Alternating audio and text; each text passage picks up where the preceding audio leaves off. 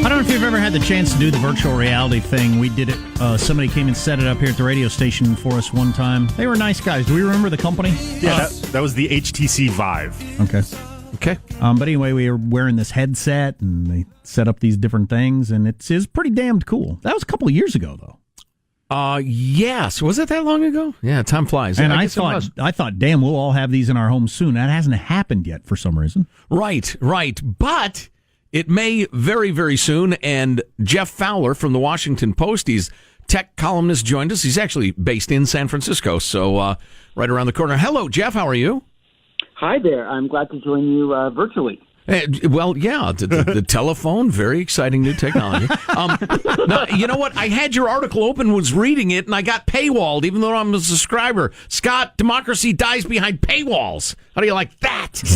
No, it survives behind paywalls. That's what pays for. Yeah, I know. We kid. I actually pay for my subscription and don't try to steal information. We treasure newspapers around here. So anyway, not enough for you to pay for a subscription like I do. I did. That's the point. I subscribe. What the hell? Anyway, so it's finally worth thinking about getting VR for the home, in your opinion?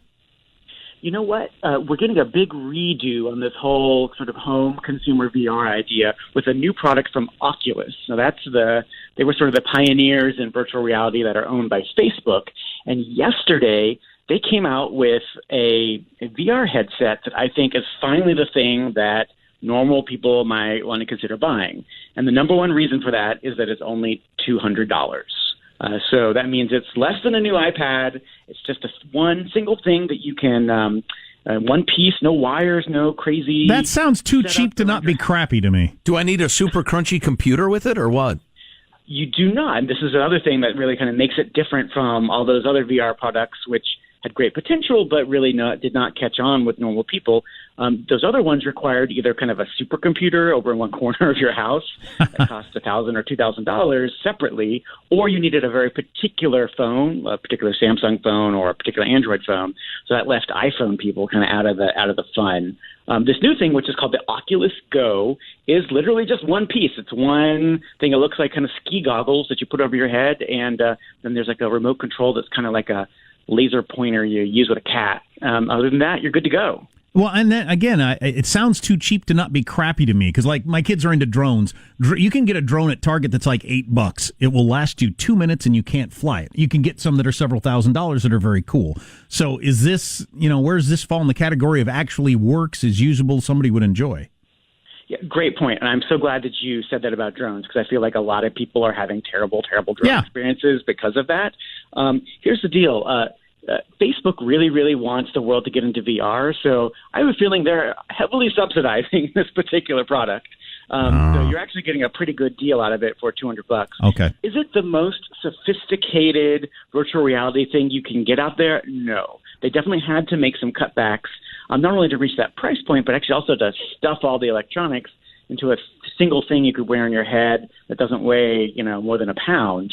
But it's still a really good experience, and some parts of it are actually better than any other virtual reality experience I've tried before, starting with it's a little more comfortable to wear.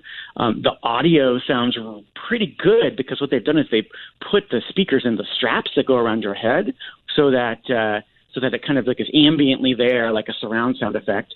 And then even the screens that are inside, and that's what you get your eyes really close up to when you put this thing on, they're actually a little bit better than even on some of the fancy high-end systems. It makes it feel less like you're looking through a screen door. If you remember the time you tried it before, it was probably like, oh, I can see these pixels in here. A little bit less of that in this Oculus Go product. Jeff Fowler of the Washington Post, the tech columnist, is online. So, Jeff, I had to hold back. I have a feeling a lot of people held back. The minute you said Facebook, I thought, oh, God, oh, no. What are they going to do to me? Wait a minute. Yeah. What are they collecting, and why do they want it? How strong is the tie-in with Facebook? Yeah, that's a really, really good question as well. Hey, you ask really good questions. You're so kind. This is the existential question for virtual reality. The leading company in this space is owned by Facebook, a company that has done a terrible job of being trustworthy with our data. And we're talking about here literally a device that would allow data to be collected about us in multiple new dimensions. I mean, think about it. Everywhere you look, the things you do in kind of imaginary lands. So for now, at least, Facebook says that they are not taking data about what you do inside this headset to use for third-party advertising. That is the number one thing that they do with data. Obviously, it does have to collect information about where you're looking and what you're doing to allow these apps and games and movie experiences and other sorts of things work.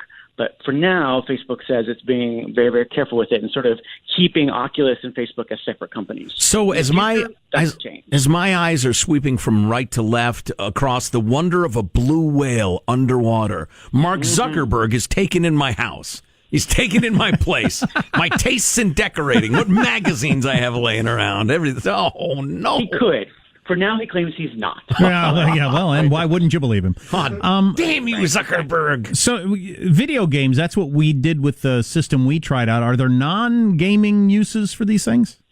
Yeah, that's another really good question, because I'm the kind of person who, I enjoy a good Candy Crush, but I'm not going to buy a thing just to kind of play more shooting games or something like that. So, yes, there are games in this, but the part that was coolest to me is how much they've evolved the understanding of how this thing could just be used for entertainment. So there are times in your life when you maybe just want to kind of get away from where you are and catch up on Netflix or Hulu or some movie that you want to watch. And this thing is actually pretty good for that. You pull up a movie, you pull up Netflix, and it looks like you're sitting in like either a really cool theater, or it looks like you're in a fancy loft apartment, and you're just watching the show. You can also then, of course, use this on an airplane. This, to me, is the most brilliant use. So you got your noise-canceling headphones. Now you get your annoying seatmate-canceling headgear, and you can be completely cut off that way. But those are both kind of isolating uses of it. The other thing that's going on that I think is super interesting is they're figuring out how to use these things to connect with people who are maybe nowhere near you. So when you watch TV, you can actually go into this kind of what they call it party mode, where you invite another friend. I'm always in party mode. Everybody knows that about you. Now you can invite, you can have a virtual party mode where you and a couple other people can watch a show at the same time. You're all commenting, but you don't have to be in the same place. So I think that's that could be an interesting game changer for relationships, especially people who are far away from each other. Wow. Yeah, I've got buddies scattered across the country. It'd be fun to watch a playoff game of some sort or another, or, whatever. That's crazy. Anything readily available in the world of education? Yeah, doing some good for humanity as opposed to just amusing ourselves to death. Indeed, nice high-handed tone, party mode. So yes, is the short answer. Already schools are using these things to help students go visit places they can't get to easily. You can go and check out the Louvre. One cool experience that you go into these famous paintings, which we're used to seeing just photos of, but they had kind of recreated them as immersive experiences. So if you picture Van Gogh